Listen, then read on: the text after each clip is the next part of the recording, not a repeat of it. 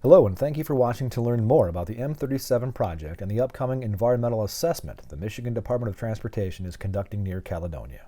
The purpose of the proposed project along 3 miles of M-37 is to address congestion, safety, and operational issues for motorized and non-motorized traffic. The project also accommodates projected traffic growth and addresses pavement and culvert conditions.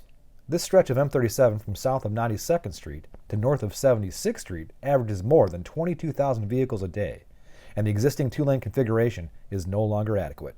This project will extend the current M-37 Boulevard to address the continued growth of the area.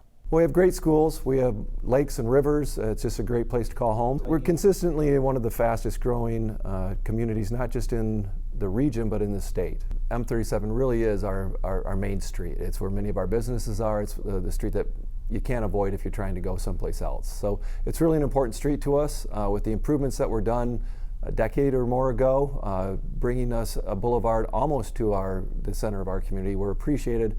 But it really did create a bottleneck and some troubles for people traveling to and through our community. So we're really excited that the legislature has approved these funds, that we can look forward to some improvements to move people around. Over the last decade, MDOT, Caledonia Township, the Kent County Road Commission, and the Grand Valley Metro Council have been monitoring the corridor.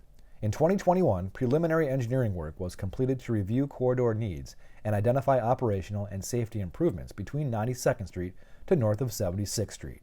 To determine the impacts of extending the M-37 Boulevard to 92nd Street, a federally required environmental assessment, or EA, will begin this spring. MDOT is conducting an EA to identify these impacts through a collaborative and integrated approach while considering environmental, community, and economic goals of the proposed boulevard.